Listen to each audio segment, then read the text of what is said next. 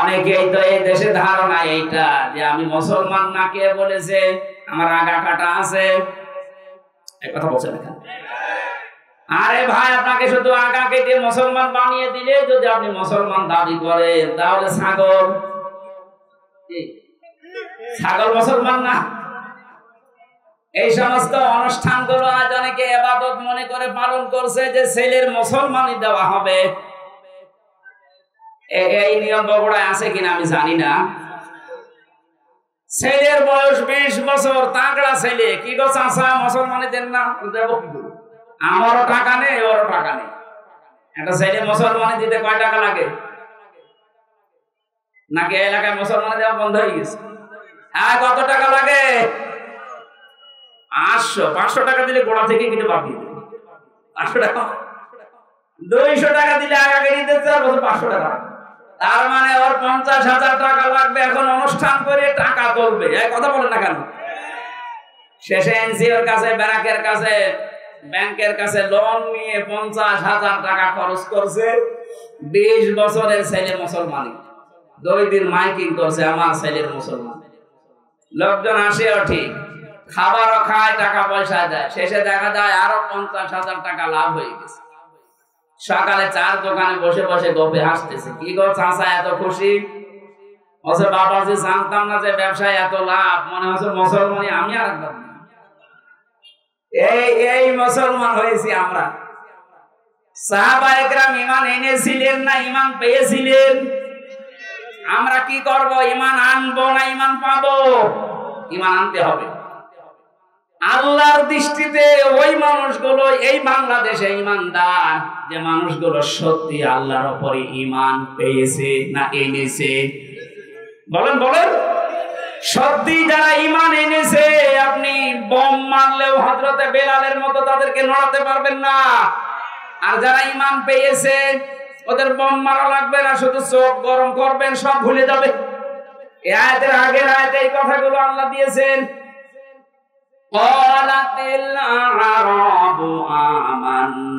আমার একটা বিষয় না, আমি যে মূল শিক্ষাটা দিতে চাই, আমরা যারা ঈমান পেয়েছি তাদের এই মুখের কাছে থাকে, খুব জোরে জোরে আমরা বলতে থাকি, যেই একটু কিছু হাওয়া বাতাস আসে তখন আমরা ভুলে যাই। কিন্তু ঈমান যারা সত্যি এনেছে, এদেরকে আপনি বোম মারার পরও এদেরকে ছড়াতে পারবেন না। আর এই প্রকার মানুষ ছিল বাংলাদেশে মাত্র 100 জনের 15 জন। আগস্টের 5 তারিখের পর থেকে আজকের এই দিনের জরিপ বের হচ্ছে, আপনি তাকান ইন্টারনেটের দিকে। 100 জনের 15 জন ছিল আগস্টের 5 তারিখের আগে। মাত্র 2 মাস, এই কয়েকদিনের ব্যবধানে এখন 100 জনের 58 জন মানুষ এরকম ঈমানদার তৈরি হয়ে গেছে। এদের মুখে শুধু এখন আর ঈমান না, এদের অন্তরে ঈমান গঠিত হয়ে গেছে, বদ্ধমূল হয়েছে। সুতরাং 100 জনের 58 জন, এখন আমরা একটা আশার সঞ্চার পাচ্ছি। আল্লাহ মনে হয় ইসলামকে দেশে মানুষের হাতে তুলে দেবে ইনশাআল্লাহ। যারা ঈমান এনেছে তাদের হাতে, ঈমান যারা পেয়েছে তাদের হাতে না। আর রাসূলের উপরে যারা বিশ্বাস করে যে আল্লাহকে সিজদা দেওয়া হয় না দেখে বছরের পর বছর, যে রাসূলকে আপনি রাসূল হিসাবে, নেতা হিসাবে মেনে নিচ্ছেন, এই 2 জনের কথা মতো যদি আপনি চলতে চান, কোন জায়গায় যেন সন্দেহ করা না হয়। কোরআনে কারীম যদি এখানে না থাকতো, কেন্দ্রীয় নেতা শাহাবুদ্দিন সাহেব না, আমির হামজা না, আমির হামজার বাবা আসলেও এখানে আমরা আসতাম না। এখানে এসেছি এই কারণে, এখানে আল্লাহর কোরআন আছে। কথা বলেন ঠিক কিনা? এটা থাকলেই যদি আমাদের যাওয়া লাগে, এটা কায়েম করার জন্য, দাঁড় করানোর জন্য যদি আমরা চেষ্টা করি, মিনি জান্নাত আমরা দেখিনি, এই দুনিয়াতে আমরা মিনি জান্নাত দেখতে পারবো ইনশাআল্লাহ। নবীজি বলেন, মান ক্বারাআল কুরআনা, যে ব্যক্তি কোরআন পড়বে, ফাস্তাযহারাহু, এবং কোরআনকে বিজয়ী করার জন্য চেষ্টা চালাবে, ফাহাল্লা হালালাহু ওয়া হারামা হারামাহু, এর হালালকে হালাল জানবে, হারামকে হারাম জেনে ছেড়ে দেবে, আদখালাহুল্লাহুল জান্নাহ, তাকে আল্লাহ জান্নাতে দিয়ে দিয়েছে। শব্দের দিকে তাকালে আমরা দেখি আদখালা, ইয়াদখিলু, এটা মাসি অতীতের শব্দ। পাস্ট ব্যবহার করলেন নবীজি, অথচ আমরা এখনো অনেকে মারা যায়নি। মারা গেলে এরপরে তো জান্নাতের কথা আসবে। আগেই নবীজি বললেন কি করে তুমি জান্নাতে চলে গেছো। তার মানে ব্যক্তি, পরিবার, সমাজ এবং রাষ্ট্রে যদি কোরআনে ছাড় থাকে, কোরআন বিজয় থাকে, কোরআন কায়েম হয়ে যায়, প্রতিষ্ঠিত হয়ে যায়, নবীজির এই কথা দ্বারা তিনি ইঙ্গিত দিয়েছেন তুমি মনে করবা আমি জান্নাতে আছি। ওইরকম একটা দেশ আমরা চাই না। কিসের মাধ্যমে? কোরআনের। বলেন বলেন। আশাফাহু ফি আশারাতিন মিন আহলি বাইতিহি কুল্লুহুম ক্বাদ ওয়াজাবাত লাহুন নার। যদি এটা এই হাফেজদের জন্য অনেকে ব্যবহার করেন না, কোরআনের আলেম যারা কোরআনে কারীম কায়েম করার জন্য যারা চেষ্টা করবে, কোরআনের হাফেজ যারা এর হালাল হারাম জেনে দুনিয়ায় চলতে পারবে, কোরআনের এই মানুষগুলোকে কিয়ামতে আল্লাহ সম্মান দেওয়ার জন্য এমন জায়গায় পৌঁছাবেন, জান্নাত তো তাকে দেবেন এবং তার পরিবারের ভেতর থেকে 10 জন মানুষকে সুপারিশ করে জান্নাতে নেওয়ার ক্ষমতা দান করবেন। আজকের যে 5 জন হাফেজ হয়ে গেল কোরআনে কারীমের, এরা যদি কোরআন বোঝে, প্র্যাকটিক্যাল লাইফে কোরআনে কারীমকে সেট করতে পারে, আল্লাহ রাব্বুল আলামিন কিয়ামতে শুধু এদেরকে জান্নাত দেবেন না, কোরআনে কারীমের মর্যাদা ইজ্জতের কারণে কিয়ামতে এদের আপনজনদের 10 জনের ব্যাপারে আল্লাহ সুপারিশ গ্রহণ করবেন। কুল্লুহুম ক্বাদ ওয়াজাবাত লাহুন নার। হাদিসের এই শেষ অংশটুকু নিয়ে যদিও মতভেদ আছে মুহাদ্দিসিনে কিরামের ভেতরে, তারপর আমল করার জন্য, উদ্বুদ্ধ করার জন্য বলছি। কুল্লুহুম তাদের ভেতরে যারা ক্বাদ ওয়াজাবাত লাহুন নার, যাদের উপরে জাহান্নামের আগুন ওয়াজিব হয়ে গিয়েছিল, অবধারিত হয়ে গিয়েছিল যে জাহান্নামের যাবে, এরকম 10 জন মানুষকে এইরকম কোরআনওয়ালা মানুষের সুপারিশ আল্লাহ কবুল করে পথ ভরিয়ে জান্নাতে দিয়ে দেবে।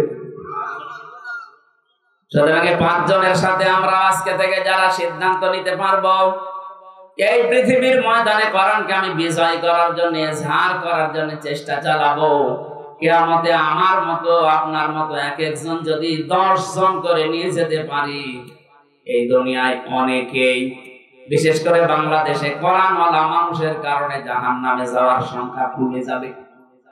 এক একজন যদি 10 জন পরে হিসাব করেন তো বাংলাদেশ বাদ দিয়ে শেষে ভারত থেকে টান দেওয়া লাগবে। ও আনফুসাকুম ওয়া আহলিকুম নারা, ঈমানদারেরা নিজে আগে জাহান্নামের আগুন থেকে বাঁচো আর আহল পরিবারকে বাঁচাও। সুতরাং আমরা চেষ্টা চালাবো আল্লাহর নবীর হাদিস অনুযায়ী নিজে বাঁচতে, আমার আন্ডারে যারা আছে তাদেরকেও যেন জাহান্নামের আগুন থেকে বাঁচিয়ে নিয়ে যেতে পারি জান্নাতে। বলেন আমিন। যে হাদিসটা পড়লাম মুআয ইবনে জাবাল থেকে বর্ণিত, বিশ্বনবী বলেন তাকে আমি একটা দেশের গভর্নর করে পাঠাচ্ছিলাম। ঘোড়ার রেকাবের ভেতরে যখন তিনি পা দিয়ে ফেলেছেন, ওই সময় তাকে আমি কয়েকটা উপদেশ দিয়েছিলাম। হযরত মুআযকে ডাক দিয়ে নবীজি বললেন, খুযুল আতা মা দামা আতাআন, ওই পর্যন্ত তুমি হাদিয়া তোফা গ্রহণ করতে পারবা। প্রথমে হাদিয়ার নাম দিলেন কেন? বিশ্বনবী ভালো করে জানতেন একটা দেশের দায়িত্ব দিয়ে পাঠাচ্ছি একটা এলাকার, অবশ্যই সেই দেশের দায়িত্বে থাকলে তার আন্ডারে যারা আছে তারা তাকে ভয় করে চলবে। তারা নিজেদের দুষ্কর্ম ঢাকার জন্য, নিজেদের অন্যায় অবৈধ কাজগুলো ঢেকে রাখার জন্য হাদিয়া নামে, ঘুষ নামে অনেক কিছু দেবে তাকে। যারা নবীজি প্রথমে উপদেশ দিলেন খুযুলাত মা দামা আতাআন, গ্রহণ করতে পারবা হাদিয়া তোফা ওই পর্যন্ত যতক্ষণ ওটা হাদিয়া থাকবে। কিন্তু এটা যদি ঘুষের পর্যায়ে পড়ে যায়, এই হাদিয়া তখন আর গ্রহণ করা যাবে না। আমার তো মনে হচ্ছে 53 বছরে এই কথাটা যদি বাংলাদেশে যারা সেই 53 বছর আগ থেকে আজকের দিন পর্যন্ত দায়িত্বে আছে, নবীজির হাদিসের এই প্রথম শব্দটা মেনে চলতো, শাহাবুদ্দিন সাহেব বলছিলেন না যে এক একজনের 650 750 করে বাড়ি কিয়ামতের আগে হতো না। কথা বলে না কেন? কারণ এরা তো এগুলো গ্রহণ করে, আমরা দেখেছি। আমাকে জিজ্ঞাসা করে হুজুর নেব কেন হাদিয়া? এটা কি হাদিয়া নাকি? আমি কুষ্টিয়ার যে ওসি সাহেবকে পড়াতাম সেই 9 সালে 10 সালের দিকে, দেখলাম ওনার কাছে একবার 2 বাক্স মতো টাকা নিয়ে এসেছে, সব 500 টাকার নোট। ওনারে বলছে, স্যার আমার এই হাদিয়াটা গ্রহণ করেন আর আমার ওই মালগুলো ছেড়ে দেন। আমি তখন ওনাকে পড়াচ্ছিলাম লা তাকুলু আমওয়ালাকুম বাইনাকুম বিল বাতিল, এই ঘোষের আয়াতটা। আমার দিকে তাকিয়ে বলছে, হুজুর নেব। নেবেন মানে? আপনারা পড়ালাম কোন আয়াত? আর ওই দিন আবার পড়েছে আল্লাহকে ইশারা ঘোষের আয়াত। আমার বলছে, হুজুর এটা ঘোষ না, এটা হাদিয়া। হাদিয়া আপনার সরকার দেয় না? প্রতি মাসে মাসে আপনার তো নির্ধারিত বেতন আছে, এটা হাদিয়া হয় কি করে? এটা ঘোষ। তখন দেখলাম আমার সামনে লোকটাকে গরম দিল, বেটা আমি কোরআন শরীফ পড়ছি আর তুমি ঘোষ দিতে এসেছো। গালিগালাজ করে তাড়িয়ে দিল। পরে নিয়েছে কিনা জানি না। এরকম হাদিয়া যদিও মাসে 5টা পায়, বলে 1 কোটি টাকার হিরোইন ধরা পড়েছে, মাত্র 10 লাখ টাকা ওরানে দিয়ে ওইটা খালাস করে নিয়ে যাবে, এটা হাদিয়া হয়? কথা বলে না কেন? এইরকম হাদিয়া নিয়েই তো সালমান এফ রহমান দরবেশ উপাধি পেয়েছে। তাছাড়া যদি ভ্যান চালকদের মতো পরিশ্রম করে উপায় করা লাগতো, 36,000 কোটি টাকা 7টা ব্যাংক থেকে আত্মসাৎ করা কিয়ামতের আগেও সম্ভব হতো। আপনি চিন্তা করেন তো, একটা মানুষ 36,000 কোটি টাকার মালিক। আমরা কি ঘাস কাটছি এই দেশে? এস আলমের নাম শোনেননি? বাংলাদেশের ইসলামী ব্যাংক থেকে 75,000 কোটি টাকা আত্মসাৎ করেছে। এ দেশটা ফোকলা বানিয়ে দিয়েছে। এরপরও ওরা বাইরে বসে বসে এখনো গণগান গায়।